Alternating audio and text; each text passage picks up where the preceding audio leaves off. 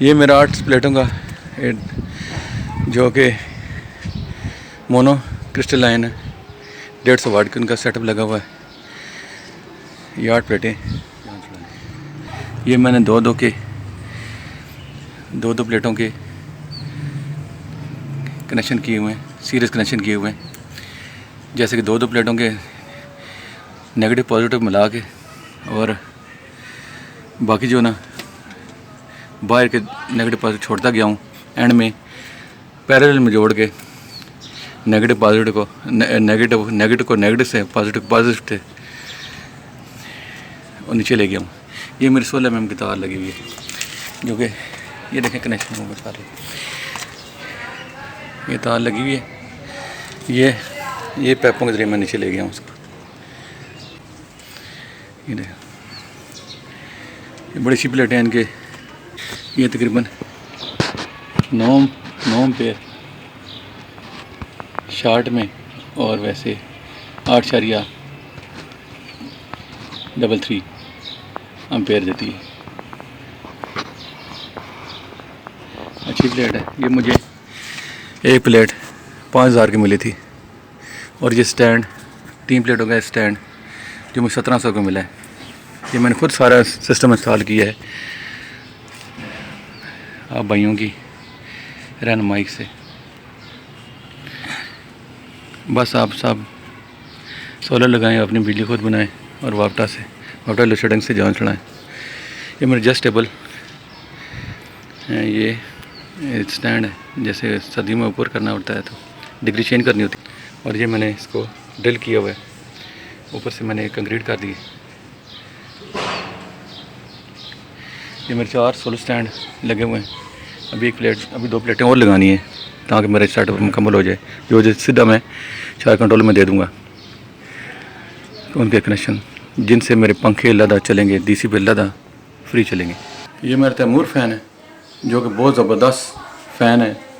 ये तैमूर कह रहा हूँ, खुर्शीद फ़ैन है, बहुत अच्छा चल रहा है। और ये बहुत स्मूथ चलता है, और इसका बे आवाज़ है।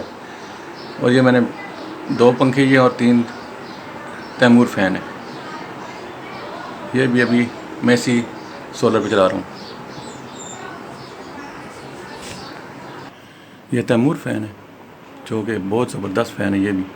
और ये देखिए मेरा AC 26 पे लगा हुआ है, जो कि अभी सोलर पे चल रहा है।